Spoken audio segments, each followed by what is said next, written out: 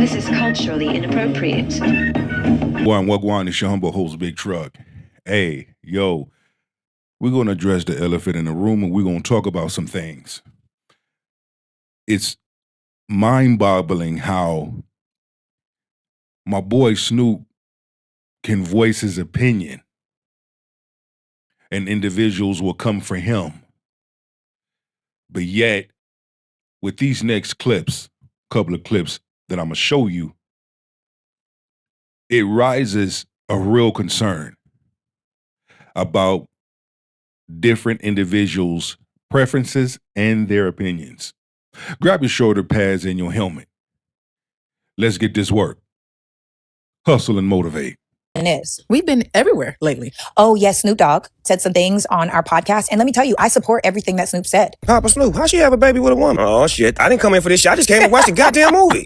Oh, you're standing 10 toes down. I'm standing 10 toes down. And now let me tell you this, because this is the problem that I feel like we as humanity have and why I support Snoop. Because Snoop did not offend anyone. He didn't call anyone out. He didn't disrespect anyone. He just basically made a statement. So that's where we at now. You can make a statement of different opinion, then you get criticized for it. Snoop is my boy, and we from Long Beach, and we from the same hood. However, he stands on business, he stands on principle. lash out. He did not disrespect. He simply asked a question, and I personally have the same question. And so for me, everybody keeps saying things like, well, what about his music? And he used to be in this industry and XYZ. Mm-hmm. The elephant in the room is that is for adults. We are talking about children. I just feel like some things kids just don't need to be exposed to. Yeah. And it's the same thing that I said. Why is my niece in high school being told about depression and anxiety and bipolar disorders and all of these things? Yeah. Now she feels like she has these things. And maybe reprogramming.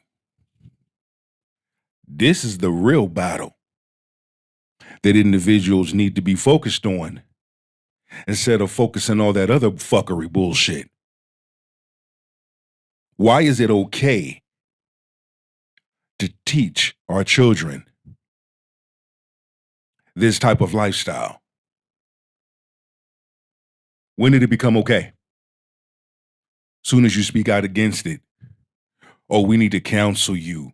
You hurt our feelings. There's a problem. Yeah, there is a problem. You forcing your lifestyle on the youth. Maybe I'm not woke enough.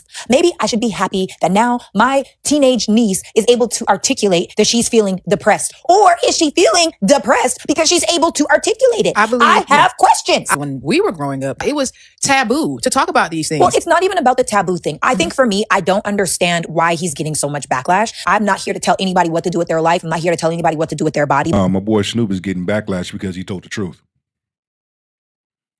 We're not going to agree with everybody. What goes on in your lifestyle, that's you. You want to sit up there and get raw? Do that shit to the entertainment industry for putting shit in the movies that they shouldn't be putting in.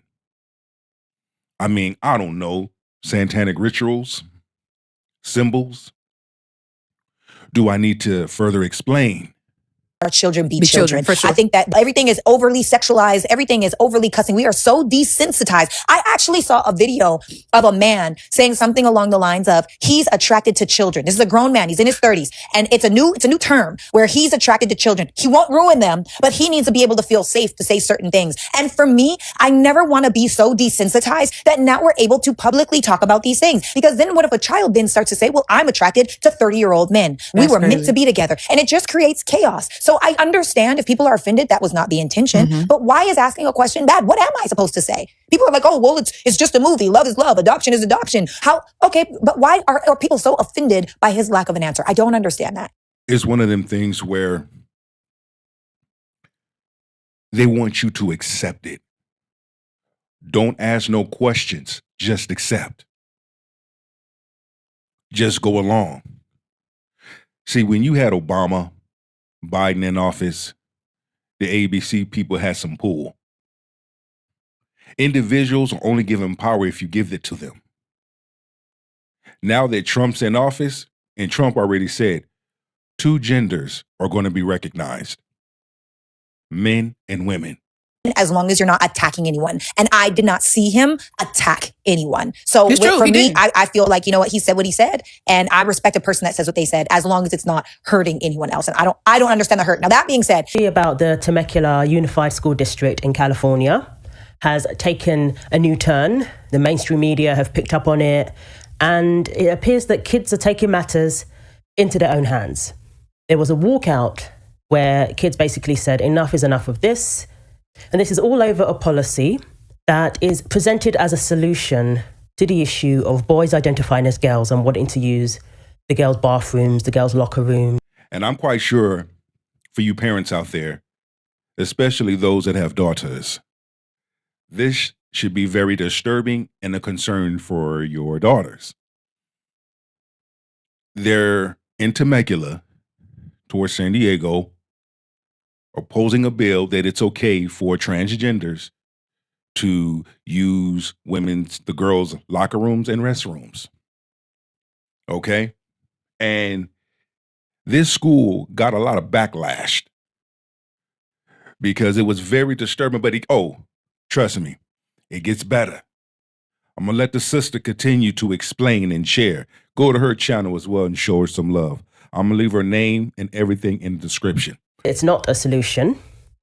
It's the option of allowing girls to sign a religious or a mental health exemption if they object to boys being in their bathrooms, if they object to sharing a locker room with a boy. Now, this has already caused issues for girls in these schools, under this school district. We had girls waiting outside while a boy who identifies as transgender changed in their locker room. They waited outside, and the school counselors allegedly were encouraging them to go into the locker room. Why are you wasting time? Come on, girls, go in there and get changed. Bullshit. Bullshit. Ain't no way in hell. But you see? But yet, y'all want to come from my man Snoop. But look at this right here. You say, how come no one's really talking about this? Of course they're not. Because everybody, or a large number of individuals, are not going to put up with it, and they disagree. They're not going to agree with the person's lifestyle. This is not cool at all. Don't you know you have some individuals out there pretending to be transgender just to go into a woman's restroom or locker room to do unspeakable things to them, and assaults, harassments? Did you know that? And so you want to pass a bill and say it's okay for this to take place at a high school. What does that tell you? This type of shit right here does piss me off. Because now you bring in your lifestyle on the youth. Then if they sign a religious accommodation or any other type of form because they have a problem with it, they disagree, they have mental issues, something wrong with them medical. No, those transgenders, something wrong with their ass, medical and mental.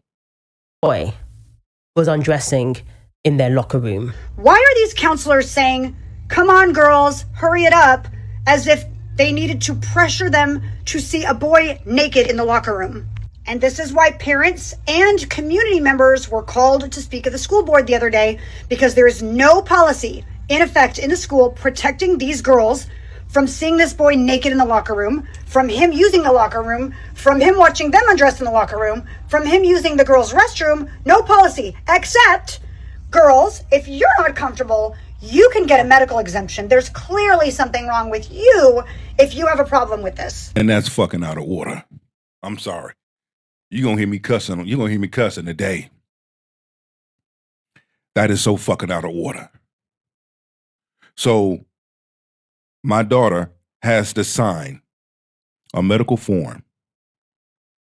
And you know those each forms that you sign, that shit stays in your record. My daughter has to sign a medical form that she's not right mentally, that mentally she is not okay with seeing a transgender boy in a locker room with her, watching her undress as she undresses and showers, or goes to the restroom, or changes her clothes. Fuck no. My question to the school board is, what was you thinking? Number one. And number two, how much they paying you? Then they ended up missing most of their PE class. Once again, it's girls being excluded, it's girls being affected by this. And now they're being made to sign paperwork that says that they have a mental health issue because they don't want to go along with this. They're the ones who are being told that there's something wrong with them.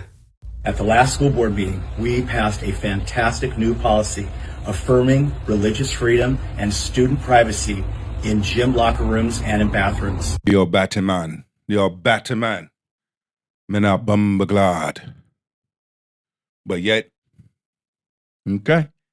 Meanwhile, back at the ranch, you have this great depression, this great division between black men and black women going on. Do you see the deception? Do you see the agenda? Do you really see what's going on? They got your focus over here. Let's keep this division going between black men and black women. This division between men and women. While we over here plotting and scheming and cooking up things in the pot so that they can serve you with their beliefs, so that they can serve you with their agenda. Parents and guardians can request a religious accommodation, opting their students out of locker rooms where they would have to undress in front of another student of the opposite biological sex. And in addition to that, we have a mental health accommodation. So it's the girls that have to get a religious or a mental health accommodation to not change in a girl's locker room because a biological boy is there. Let that sink in. This is a victory for parents' rights. It affirms student privacy. When you say victory for parents' rights, who? What do you mean about that? Who are you referring to when you say that? Because I know good and well you're not referring to the parents and the families that have daughters that don't agree with that bullshit. Or what you think is a win. And we are going to continue in TVUSD to pass certain parental rights and notification policies. This is gaslighting and this is a lie. So that was Emil Barham. That is a man, not one who identifies as trans. He is one of the people behind this new policy, and he is championing the policy as a solution to the problem, as a victory for parents and parental rights. Some of you were asking in my previous video if this was a woman. No, this is a man, and he's one of the people behind this policy. And what people noticed is that when Chelsea Boyle, the woman who is drawing our attention to this matter, who's been very outspoken about it, encouraging parents to really look into this matter and letting people know that it's not a solution at all, and it is a big deal. It can come up in the future as a red flag, the fact that they've signed a mental health exemption. When she was speaking at a board meeting, this man stared at her intently and smiled in a very creepy manner. He wouldn't, take his eyes off her while she was giving her testimony, and he was smiling in a demented way, quite frankly, trying to, I guess, intimidate her.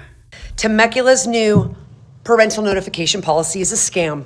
Melinda and Emil have been active on social media dressing up this policy as a win for parental rights, a win for girls' rights, when in fact, they are gaslighting parents and these girls. Nice smile, Emil. Let me catch him in the hood. Let me catch him in Long Beach. We have to have a talk with him. But you see the agenda? You see what's going on? Trying to push your lifestyle onto the youth. But you want to sit up there and come after my man Snoop and him for what he said. Now it makes sense. People that don't agree with your lifestyle. Individuals that have questions about your lifestyle, you get in your feelings, you get in your emotions. People are supposed to shut up and just accept it. Fuck that. Fuck no. We're not going to accept your lifestyle. Keep that shit at home. What's right and right is wrong is wrong. Live how you want to live. Hey, that's you. But when it becomes a problem is when you enforce it on children, the youth. Many of you expressed concerns about this person's conduct, and I don't blame you. So this is something that if they were to sign a mental health exemption, maybe they're not religious and they opt for the other option, and it's a mental health exemption. If they were to sign that, it's saying that there's something wrong with them, essentially. It's saying that they're the ones who have a mental health issue. And this is something that can affect security clearances in the future. Some people were trying to say, well, it's not a big deal. What proof do you have? What evidence do you have that this could stay on their permanent record? But that's the risk that they shouldn't need to take. The burden of the accommodation should not fall on the majority of the students who are simply using facilities consistent with their biological sex, telling them that they must either adjust or be permanently marked with a mental health record. That isn't fair, and it discourages students from speaking up when they feel unsafe. As a former United States Marine, I know firsthand how serious that can be. Yeah, that part. That part. Mental health accommodation as a young person, it could have disqualified me from serving. We should not risk closing doors for students into the future simply because they express a normal, healthy boundary today.